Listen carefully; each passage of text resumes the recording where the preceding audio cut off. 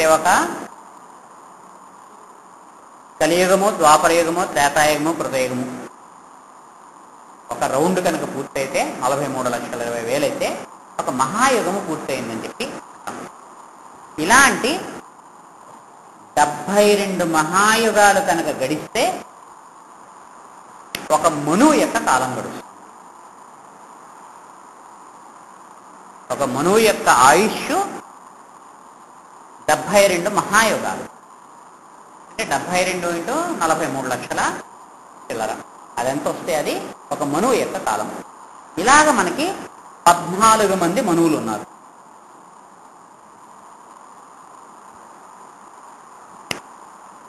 అంటే ఇంటూ 14. ఈ 14 మంది యొక్క మనువుల యొక్క కాలము కనుక గడిస్తే ఒక కల్పం కింద లెక్క. అప్పటికొక కల్పం అయింది. ఒక కల్పం అంటే బ్రహ్మకది ఒక పగలు, మళ్ళీ ఇంకొక అంత కల్పము రాత్రి ఉంటుంది. లేదా మళ్ళీ బ్రహ్మకి ఇంటూ 2. అంటే బ్రహ్మకు ఒక రోజు అంటే ఇంటూ 2. బ్రహ్మకి సంవత్సరం అంటే ఇంటూ 360. అంటే మనం 65 అంటాం కానీ 60. 360 రోజులు అయితే ఒక సంవత్సరం. అలాగే బ్రహ్మకు కూడా ఒక సంవత్సరం ఇవ్వాలంటే మళ్ళీ ఇంటూ 360. అంటే బ్రహ్మకు ఒక సంవత్సరం అంటే ఇంత గుణకారం మనం చేయాలి. 43,20,000ని 72 పెట్టి 14 పెట్టి 2 పెట్టి 360 పెట్టి గుణించాలి. ఇది బ్రహ్మకు ఒక సంవత్సరం. బ్రహ్మ యొక్క ఆయుష్ 100 సంవత్సరాలు. ఆయనకైనా 100 ఏళ్ళ ఆయుష్. ఇది ఇంటూ 100.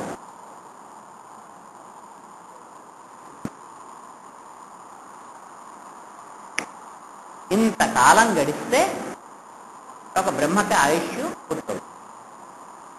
ఈ బ్రహ్మకి ఆయుష్ పూర్తవ్వడము అనేటువంటిది ఏదైతే ఉందో అది విష్ణువుకు ఒక రెప్పపాటు. ఆయన ఇలా కళ్ళు మూసుకుని కళ్ళు తెరిచేటప్పటికి ఒక బ్రహ్మకి ఇంత ఆయుష్ గడుస్తుంది. బ్రహ్మకి ఇంత ఆయుష్ అంటే ఇందులో మనం ఎక్కడున్నాము అనేటువంటిది మనం చూసుకుంటే ఇది ఒక 20-30 నెంబర్లో ఉన్నంత వస్తుంది. 3,061 ఇలాగా చాలా పెద్ద అంకె వస్తుంది. అంటే ఇన్ని మానవ సంవత్సరాలు గడిస్తే బ్రహ్మ యొక్క ఆయుష్ అవుతుంది. ఇన్ని మానవ సంవత్సరాల్లో మనకి 100 ఏళ్ళు జీవితం ఉంది అనుకున్నా సరే మనము ఎన్ని లక్షల సార్లు, కోట్ల సార్లు పుడతాము. అందులో మనం ఏం చేస్తాము, ఇదే మన జీవితము, ఇదే మన ఇది మన ఆస్తి, ఇది అది అని చెప్పి కొట్టుకుని ఇదే కొట్టుకుంటాం. అందుకే మనకి ఏ పూజ చేసినా సరే మహాసంకల్పం అని చెప్పి చెప్తూ ఇప్పుడు ఉన్నటువంటి బ్రహ్మ, ఇప్పుడు ఏ కల్పం జరుగుతోంది, ఏ మనవంతరం జరుగుతోంది, ఏ యుగం జరుగుతోంది అనేటువంటివన్నీ కూడా వరుసగా చెప్పుకుంటూ మనకి చెప్తారు. అంటే అంత మహాకాలంలో ఇంత మొక్కలో ఎక్కడో మనము ఉన్నాం సుమా అని చెప్పి మనకి తెలియడం కోసం. అడ్డుందా ఏదైనా వెళ్ళదనా?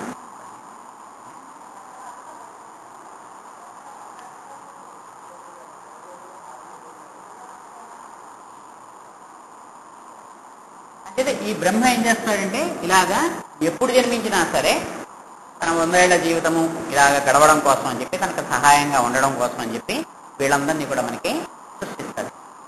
సృష్టించినప్పుడు వీళ్ళందరికీ కూడా ఎవళ్ళ పనులు వాళ్ళకి ఉంటాయి. ఆ పనులు వాళ్ళు చేస్తూ ఉంటారు. చేస్తూ ఉండగా ఇప్పుడు మనకి కలియుగం దగ్గరికి వస్తాం.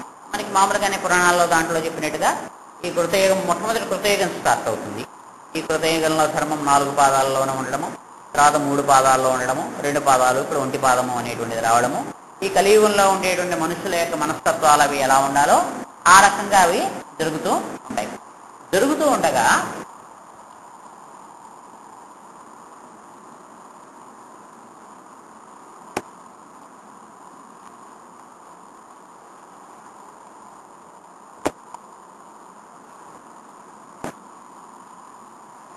ఎప్పుడైనా సరే ఏదైనా సరే సృష్టి అనేటువంటిది ఇంతకుముందు చెప్పుకున్నట్టుగా యాజ్ అబౌవ్ సో బిలో, కింద ఎలా ఉంటుందో పైన ఎలా ఉంటుంది, పైన ఎలా ఉంటుందో కింద అలాగే ఉంటుంది.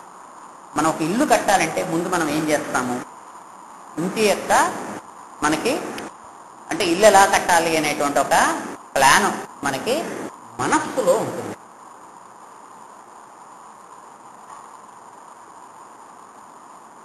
తర్వాత అది ఏమిటవుతుంది, ఒక రకంగా మనకి బ్లూ ప్రింట్ అనేటువంటి రూపంలో ఒక కాగితం మీదకి వస్తుంది. తర్వాత ఇల్లుగా మనకి కనిపిస్తుంది. ఇల్లు కట్టాలి అనుకోగానే మనం ఇష్టం వచ్చినట్టుగా ఇటకలు తెచ్చేసి ఇలా పేర్చేసి ఇలా చేసేయాలి. ఎలా చేయాలి అనేటువంటి దానికి మనకు ఒక ఆధారం మనకి ఉండాలి, ఒక బ్లూ ప్రింట్ ఉండాలి. అంటే గోడ ఎంత పొడవు ఉండాలి ఇటువంటిది. ఇంతకు పూర్వం మనకి మనస్సులో ఏమిటి ఉండాలి, ఎన్ని గదులు ఉండాలి, ఆ పొడవు వెడల్పుల అప్పుడు లెక్కెట్టుకోం, ఏదో 3 గదులు ఉండాలి, అదే 3 బెడ్రూమ్స్, ఒక కిచెన్, ఒక హాలు, ఇలా ఉండాలి అనేటువంటి ఒక ఊహ మనకి మనస్సులో ఉంటుంది. అంటే ముందు ఇల్లు ఎక్కడ పుట్టింది, మనస్సులో పుట్టింది. తర్వాత కాగితం మీద పుట్టింది. తర్వాత భౌతికంగా కల్పించబడింది. సృష్టి కూడా అంతే. సృష్టి ముందు బ్రహ్మ యొక్క మనస్సులో సంకల్పింపబడుతుంది. తర్వాత ఒక ప్రణాళిక కింద ఇవ్వబడుతుంది. దాన్ని బట్టి భౌతికంగా మనకి అంచేత ఈయన ఏం చేస్తాడు, సృష్టి చేయాలి అని చెప్పి సంకల్పం చేయగానే వీళ్ళందరినీ సృష్టించాడు అనేటువంటిదంతా కూడా మానస సృష్టి అంటారు. ఈ కుమార సృష్టి, ఈ రుద్రులు, తర్వాత మనకి భాగవతంలో దాంట్లో చూస్తే చక్కగా చెప్తారు, ఏకాదశ రుద్రుల్ని సృష్టిస్తాడు. ఇలాగా అంటే ఈ ప్రజ్ఞలో ఏమేమిటైతే అవసరమో వాటన్నిటిని కూడా సృష్టించుకుంటూ ఆయన వస్తాడు. ఇవన్నీ కూడా ఈ ప్రజాపతులు ఎవళ్ళు ఎలా సృష్టించారు, ఇవన్నీ ఏ పురాణంలో అయినా సరే మనకి చెప్తారు. వీటన్నిటిని కూడా సరే మొట్టమొదటి మనస్సులో మనకి అది సంకల్ప రూపంలో అది సృష్టింపబడుతుంది. దీనినే మనకి వాక్కు గురించి కూడా చెప్తూ అమ్మవారి గురించి కూడా చెప్తారు. మనకి మాట అయినా సరే ముందు మనస్సులో మనం అనుకుంటాము, అంటే భాష కూడా లేనటువంటి దాని కింద. తర్వాత మనస్సులోనే ఒక వాక్య రూపాన్ని నిర్మింపజేసుకుంటాము. తర్వాత బయటికి మనం అంటే ఇది చాలా తొందరగా జరిగిపోతుంది కాబట్టి మనకు తెలియదు. కానీ ఒక్కోసారి మనం ఎవరి దగ్గరికైనా వెళ్ళాలి, పెద్ద ఆయన కలవాలి, ఏ కలెక్టర్ గారితో ఎవరితోటో మనకు ఉంది, 5 నిమిషాలు ఆయనతో మాట్లాడాలి. మనం ఏం చేస్తాం, ఇలా వెళ్ళిపోయి మాట్లాడాం కదా, ఆయనతో ఏం మాట్లాడాలి అనేది మనస్సులో అనుకుంటాం. మనస్సులో అనుకోవడానికి పూర్వం కూడా మనకి ఏమిటి ఉంటుంది, ఏ విషయం గురించి మాట్లాడాలి అనేటువంటి ఒక ఇది ఉంటుంది. ఏం మాట్లాడాలి అనేటువంటి వాక్యాన్ని మనం అప్పుడే నిర్మించుకోం.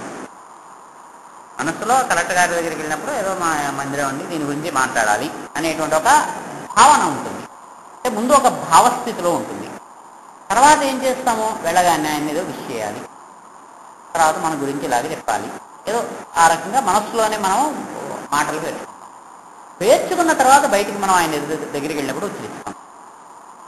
ఒక్కోసారి మనస్సులో మనం అనుకున్నటువంటిది లోపల మనం తయారు చేసుకున్నటువంటి స్పీచ్కి బయటకు వచ్చేదానికి సంబంధం కూడా ఉండకపోవచ్చు.